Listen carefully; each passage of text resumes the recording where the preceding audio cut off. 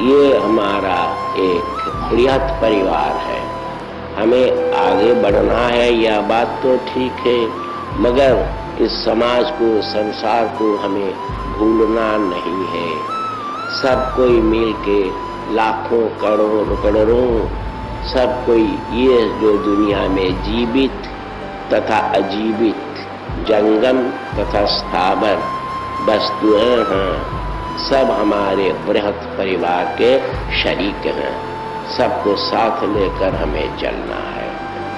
और पहले ही कहा गया है, इसीलिए भौम जो है, तान्मात्रिक भौम है, इसके भीतर से हमें चलना है और जो मौल संवृत्ति है उसके साथ संतुलन रखते हुए चलना है।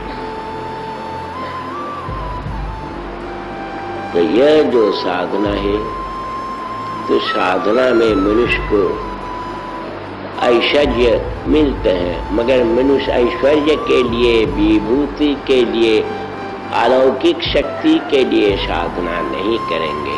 साधना का लक्ष्य है, ध्येय है परम पुरुष। और चीज क्या है? राह की धूल है। अलौकिक शक्ति क्या है? रास्ते पर चल रहे वो धूल लग गया पैर पर, तो अलौकिक शक्ति उस तरह का धूल है। समझे ना? परम पुरुष के प्रति जो मोहब्बत आ गई, वही सबसे कीमती चीज है, और सब धरती का धूल है। इसलिए उसकी ओर तुम्हें दौड़ना नहीं है। हाँ, चलते वक्त कई शक्तियां आ जाती हैं, और ये जो पहले कहा गया है कि संवृत्ति के साथ संतुलन रखते हुए आगे बढ़ना है परम पुरुष की ओर। उसी से अनिमा, लघिमा, महिमा वगैरह अलौकिक शक्तियां आती हैं। एक तो मन को शुद्र बनाकर हर चीज के भीतर, हर चीज की तरंगों के साथ अपने को नचाना, अपने को चलाना जहाँ संभव होता है। अपने को बिंदु नहीं बनाने से हर चीज के छंद के साथ नचना नामुमकिन है।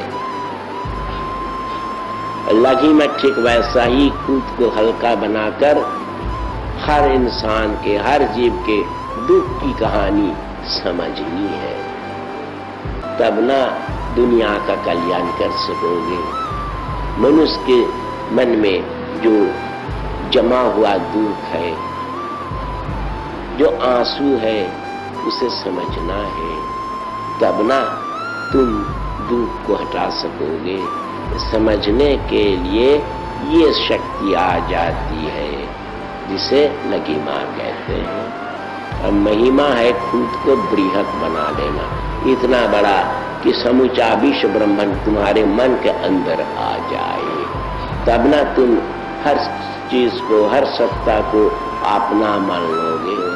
उसके ऊपर उठने के लिए भक्ति जरूरी है। बिना भक्ति के आखिर तक जीवों की तरक्की नहीं हो सकती है। और सबसे बड़ी बात यह जो सर्वज्ञत्व है, ये सर्वज्ञत्व के लिए भक्ति की आवश्यकता तो है ही, किंतु परम पुरुष को जानना जो मानव जीवन के लिए सारा सार है, सबसे बड़ा व्रत है, उसके लिए वो पॉजिटिव माइक्रोबाइटा से थोड़ी सी मदद मिल सकती है, और अधिक मदद मिलती है अपनी भक्ति से। और भक्ति रहने से, उस भक्ति के जरिए से परम पुरुष को तुम अपने पास बुला सकते हो। तुम्हारी भक्ति के जरिए से होता है क्या?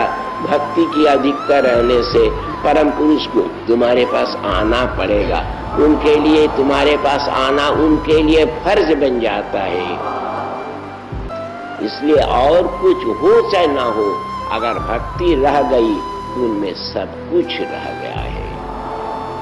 तो ये इसी के द्वारा मनुष्य परम पुरुष को पाते हैं, और परम पुरुष से एकीभूत हो सकते हैं, जो मानव जीवन के लिए चरम तथा परम तत्व है। तो साधना से इसी तरह से आगे बढ़ना है ना। तो साधना की शुरुआत में यह जो कर्तृ अहम, मैं करता हूँ, मैं खाता हूँ, मैं जाता हूँ, ये जो मैं साधना शुरू कर देता है। जब तक ये साधना स्थूल भूमि में तथा स्थूल मानसिक भूमि में चलती है, तब तक यही कर्तृमय करता है साधना। उसके बाद जब साधना स्थूल मानसिक तथा आध्यात्मिक स्तर पर पहुंच जाती है, तब ये साधना करता है ज्ञानमय, जानने वाला मैं। मगर साधना के जो चरम स्तर है, आध्यात्मिक भूमि है, वहां पॉजिटिव माइक्रोबाइटा भी कुछ नहीं कर सकता है और कोई भी कुछ नहीं कर सकता है, बुद्धि ज्ञान भी कुछ नहीं कर सकता है, सब कोई फेल कर जाता है। उस हालत में परम पुरुष की कृपा ही मनुष्य के लिए सबसे बड़ा सहारा है। तो कृपा के बिना कुछ नहीं होता है।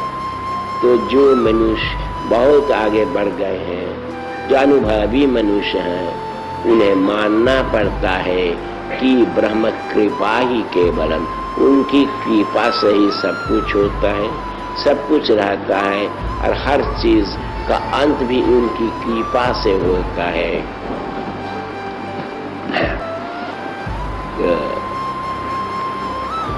ये जो यतो वा ईमानि भूतानि जायन्ते येन जातानि जीवन्ति यत् प्रयन्ता विशन्ति, उन्हीं की कृपा से इस दुनिया की पैदाइश हुई, उन्हीं की कृपा से दुनिया जीवित है और उन्हीं की कृपा से ही सब कुछ अंत तक उन्हीं में मिल जाएगा।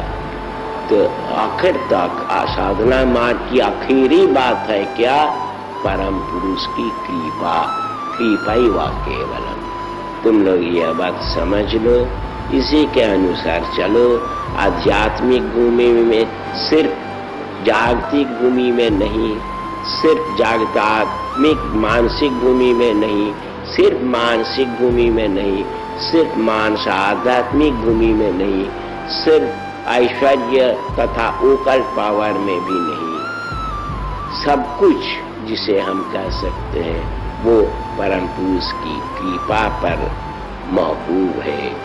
Everything depends on his grace. যাই বলো, যাই ভাবো, যা বলো না, যা ভাবো না, সব কিছুই সেই এক পরম তত্ত্বের কৃপায় বিস্তৃত। এই মূল নীতি, এই মূল সত্য যে মানুষ যত তাড়াতাড়ি বোঝে, সেই তত বেশি বুদ্ধি।